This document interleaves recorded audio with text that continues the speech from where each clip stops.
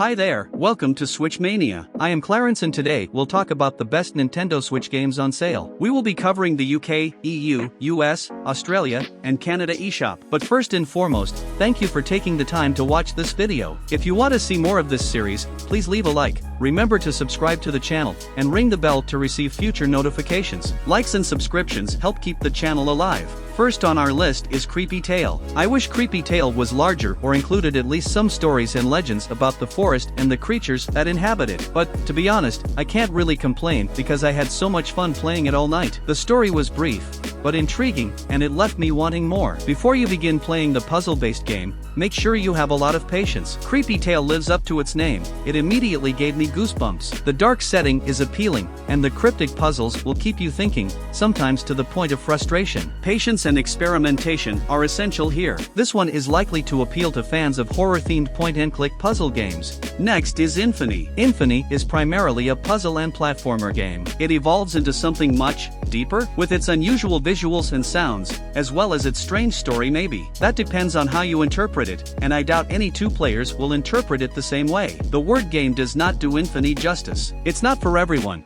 but I believe everyone should give it a shot at least once. I'm rarely surprised by the mechanics of a puzzle game, but I think you should check out Infamy's even if you're not a big fan of puzzle games. Those who can put up with Infamy's oddness will enjoy it. Most people won't like the story or the way it's presented, but if you're looking for something different and want to try some unusual puzzles, give Infamy a shot. Next up, Golden Force. Golden Force does not reinvent the wheel, but it accomplishes the nearly impossible by providing a true 16-bit experience, from sprite-based graphics to tough-as-nails difficulty. Golden Force would be the lovely offspring of Gunstar Heroes and Rocket Knight Adventures. Simply put, there is no such thing as an easy mode. Golden Force is a fun and very 2D action game, but it's extremely difficult to beat, so you'll need a lot of patience. Even though Golden Force makes no changes to the platform action game genre, it does provide a lovely way to return home, which is sure to please fans of the genre and similar games. Next is Nova 111. Nova 111 is a fantastic indie title, and I'm glad it's finally available on Switch. Exploring its alien worlds while outwitting various tricky enemies and overcoming seemingly impossible situations is similar to playing Mystery Dungeon. Nova 111 is a strategy adventure game about a small ship,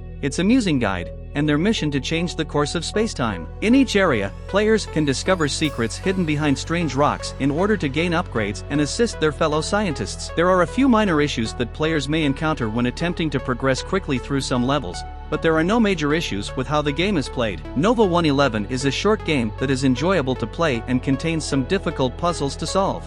Next is Wallachia, Reign of Dracula. Wallachia, Reign of Dracula may be more retro than other games in its genre, but it still has fun action, clever level design, and excellent music. Because Konami appears content to rest its popular Castlevania series for the time being, this and games like Bloodstained, Curse of the Moon and its sequel may be the closest we'll get to a new old-school Castlevania game on Switch. So it's a good thing Megami Games knows Konami's series so well that it was able to create a really good copy of it while also being unique enough to stand out. Next is Lydia. Lydia is a significant game, and not just because it addresses an important issue. It's also significant because the game's art, music, and story help draw attention to the issues it addresses. Lydia is a small game with a big message. There are times when we need to help those who can't speak for themselves. I strongly recommend that you read this fascinating, interactive story about a little girl who defeats her monster. Lydia is a point-and-click adventure that shows players the devastating effects of drug abuse on a child's life. An unpleasant but necessary experience. People who struggle with substance abuse, on the other hand,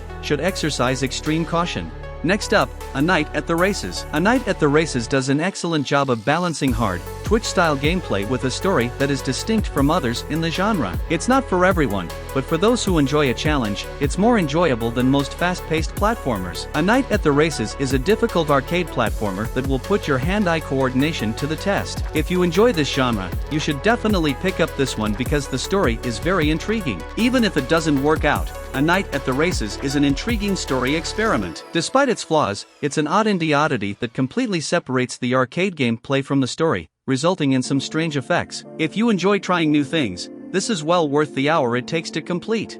Next is Tanuki Justice. Tanuki Justice is a challenging and enjoyable game that reminds me of Ninja Gaiden and Mega Man. There's not much of a plot here, but there's plenty of action with ninjas throwing stars, so what else do you need? If you like how Cuphead makes you feel and how fast it moves, but want to try something more streamlined and fast-paced, Tanuki Justice is a good option. Tanuki Justice is a high-quality, retro-inspired, hardcore platformer that truly captures the spirit of its era. It's brief, but those who prefer to get to the point quickly will find it worthwhile. Next is Rise, Race the Future. At its core, Rise, Race the Future is a fantastic racing game. Its only shortcoming is that it tries to do too much. Even though it could benefit from more work on its own mechanics and multiplayer features, it is still a very fun and technically sound racing game that can easily compete with the system's best games. As the checkered flag falls, Rise, Race the Future comes to a close. The graphics, driving style, tracks, cars, and amount of time you can play are all excellent. The game is entertaining and challenging enough that you'll want to play it again and again.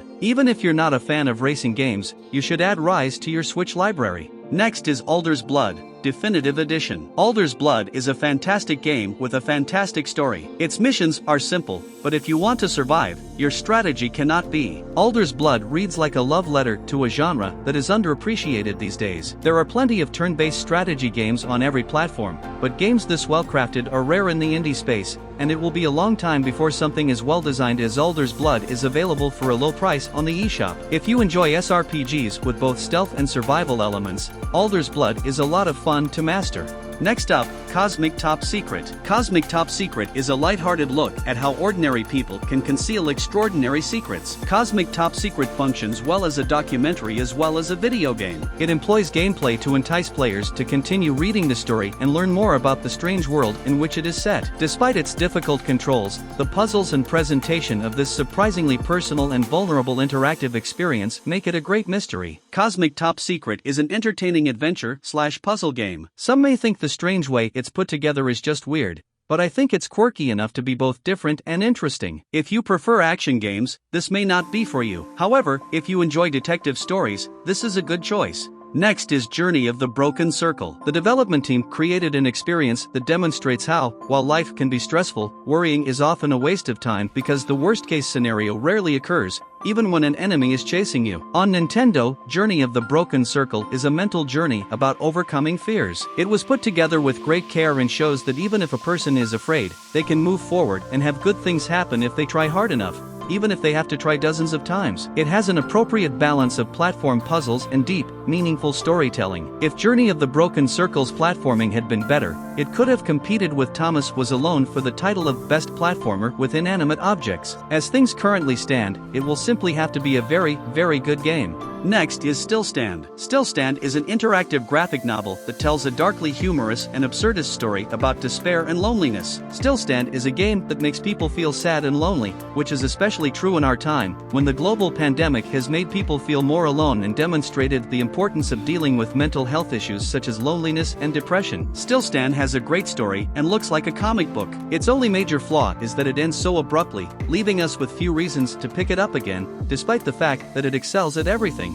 Next up, Okinawa Rush. When I first started playing Okinawa Rush, its fast-paced, powerful battles drew me in. There isn't much of a story or a great soundtrack, but the combat sound design is excellent, and each hit feels like it could crush a head. Okinawa Rush is the game to play if you want a dark, bloody brawler that will make you feel like a badass. Okinawa Rush is a fantastic homage to games such as Shinobi, Kung Fu Master, and Ninja Gaiden. It has elements of 1990s beat-em-ups and platform games. Because it is very cool and has a great look and sound, the Miller Brothers game gives a little uppercut. Sakaiden has a lovely 2D aesthetic and strong animations. It also has an ingenious progression system and a plethora of intriguing ideas. This little nugget can be played with a friend and will bring back memories for many old-school fans. And last, but not the least, Steve Jackson's Sorcery. Steve Jackson's Sorcery is similar to the choose-your-own-adventure books in that you can play it over and over to try to find all of the different paths. Steve Jackson's Sorcery is similar to Inkle's later games in that it can be played repeatedly and is a must-try for anyone who is even remotely interested in adventure games. If you liked Inkle's other games like 80 Days, Heaven's Vault, or Overboard, you'll enjoy Steve Jackson's Sorcery. The developer's transformation of these already memorable gamebooks into larger, more interactive adventures